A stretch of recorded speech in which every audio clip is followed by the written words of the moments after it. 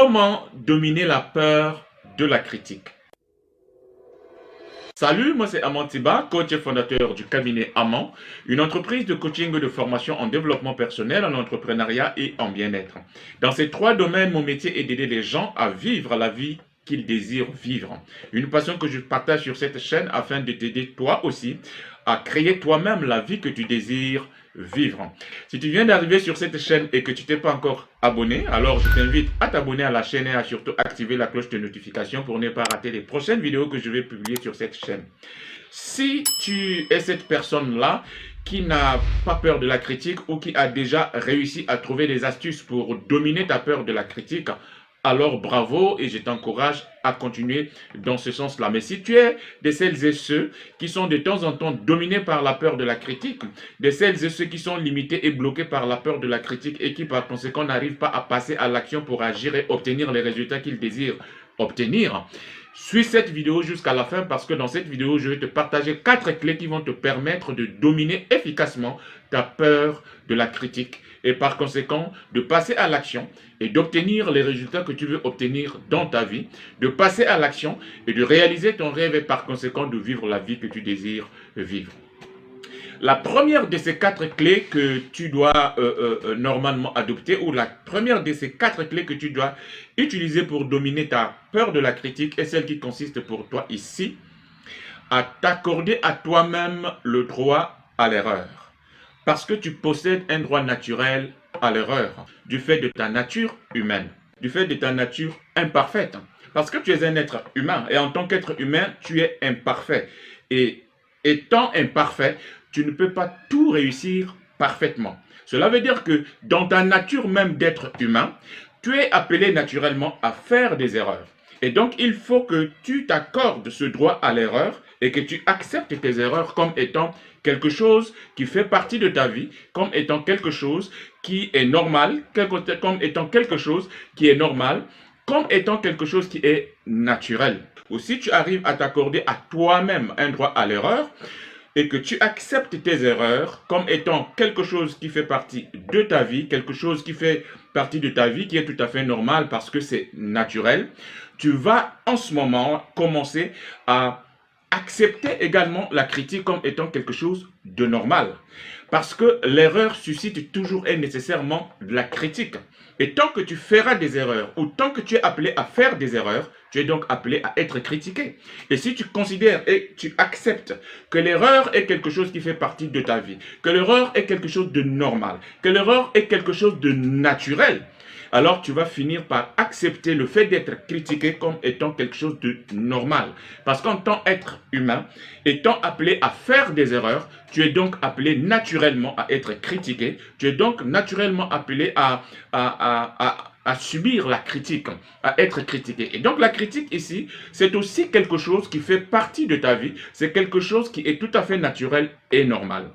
Et c'est lorsque tu vas commencer à concevoir ou à percevoir la critique ou le fait d'être critiqué comme quelque chose de normal, comme quelque chose qui fait partie de ta vie, que ta peur de la critique va commencer à disparaître progressivement. La deuxième clé qui peut te permettre de dominer ta peur de la critique est celle qui consiste pour toi de savoir que l'erreur est partout. Dans l'action comme dans l'inaction, dans l'erreur comme dans la réussite. Cela veut dire quoi? Cela veut dire en fait que si tu n'agis pas maintenant parce que tu as peur de te tromper, tu dois comprendre que tu dois être critiqué parce que tu n'as pas agi, parce que tu ne fais rien. Et si tu agis et que tu te trompes, tu vas également être critiqué parce que tu t'es trompé.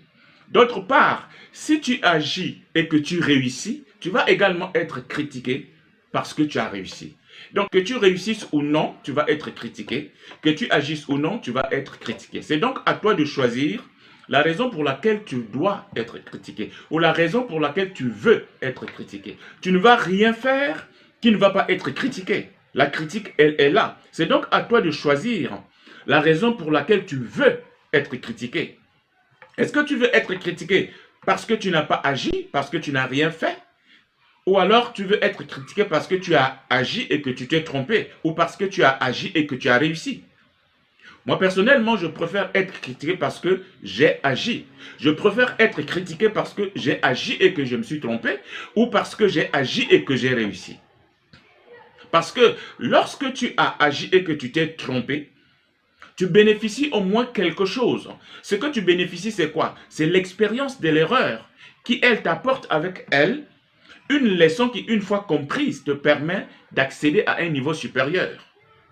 Et donc, en ce moment-là, tu n'es pas critiqué pour rien. Tu es critiqué, oui, mais tu bénéficies quelque chose qui est l'expérience de l'erreur qui renferme toujours en elle une leçon qui, une fois comprise et appliquée, te permet d'accéder à un niveau supérieur. Mais si tu es critiqué parce que tu n'as pas agi, ben c'est une critique gratuite. Donc, il ne faut pas penser que le fait que tu ne vas pas agir va t'épargner ou t'exempter de la critique. Absolument pas. Même si tu n'agis pas, eh ben, tu vas être critiqué. Même si tu n'agis pas, tu vas être victime des critiques.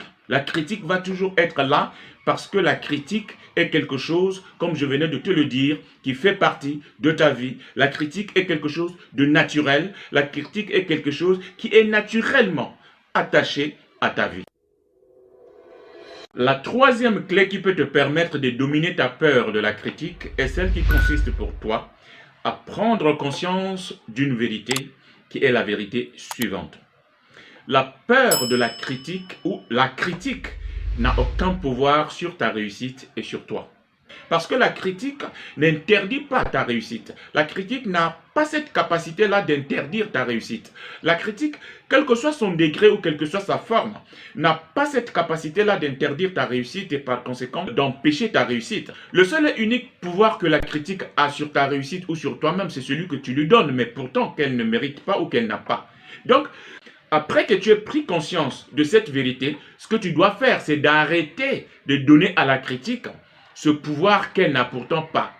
Et c'est lorsque tu vas arrêter de donner à la critique ce pouvoir qu'elle n'a pas, que la peur de la critique va commencer à disparaître progressivement. Et enfin, la quatrième clé qui peut te permettre de dominer ta peur de la critique est celle qui consiste pour toi à te focaliser sur les réussites que tu peux réaliser en passant à l'action, en agissant maintenant, que sur les erreurs que tu pourrais commettre. Il s'agit ici pour toi, lorsque tu te trouves devant la nécessité de passer à l'action et que tu n'arrives pas à passer à l'action, de focaliser ton attention, de focaliser ta pensée sur les réussites que ton passage à l'action peut t'apporter à toi et aux autres, sur les avantages que ton passage à l'action peut t'apporter à toi-même et aux autres, que sur les erreurs que tu pourrais commettre, que sur les faiblesses ou les manquements ou les insuffisances qu'il pourrait y avoir. Parce que le fait de te focaliser sur les réussites que tu pourrais réaliser en passant à l'action va t'apporter l'énergie nécessaire pour dominer ta peur de la critique, va te permettre d'oublier la peur de la critique et par conséquent de passer à l'action pour justement obtenir ces résultats-là que tu veux obtenir, pour justement réaliser ces réussites-là que tu veux réaliser, sur lesquelles se trouve focalisée ta pensée, sur lesquelles se trouve focalisée ta concentration, sur lesquelles se trouve focalisé ton désir.